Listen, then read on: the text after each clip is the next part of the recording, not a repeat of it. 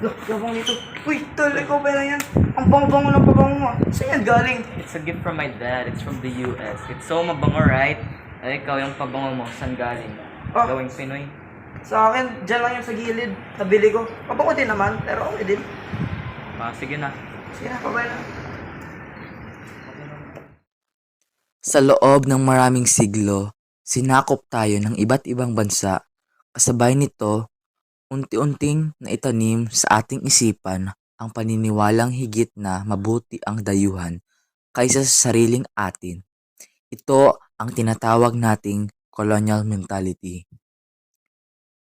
Ang colonial mentality ay ang labis na pagpapalaga sa wikang dayuhan, kultura at produkto kaysa sa sariling tradisyon.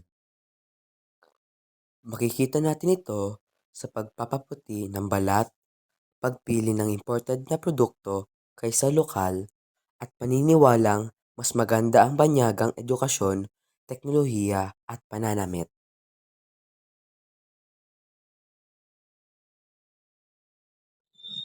Himagsik ni Balagtas.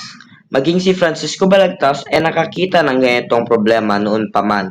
Sa kanyang akdang Florante at Laura, inilantad niya ang pang-aapi sa sariling lahi at ang maling paniniwala na ang banyaga ay mas nakaaangat.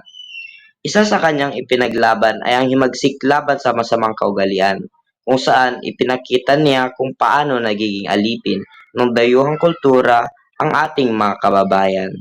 Hanggang ngayon, naranasan pa rin natin ang ganitong uri ng kaisipan. Marami ang nagiging bulag sa sariling yaman ng kultura natin at patuloy na nilulugmok ang ating pagkatao sa ideya na tayo ay mas mababa kaysa sa ibang lahi. Ngunit kaya natin itong baguhin.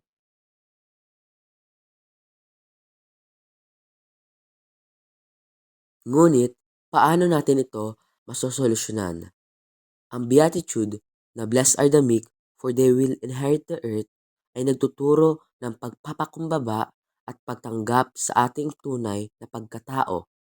Kung matututo tayong ipagmalaki ang ating kultura at identidad bilang Pilipino, mawawala ang paniniwalang mas mababa tayo kaysa sa dayuhan. Matapos panoorin ang video na ito, naway magkaroon tayo ng bagong pananaw. Maipagmamalaki natin ang ating kultura, wika at produkto. Itigil natin ang pagmamaliit sa sariling atin at simulang yakapin ang pagiging tunay na Pilipino. Sapagkat sa huli, ang ating identidad ang tunay na yaman ng ating bayan. Muli, ito ang inyong paalala. Mahalin ang sariling atin dahil tayo mismo ang gagawa ng pagbabago.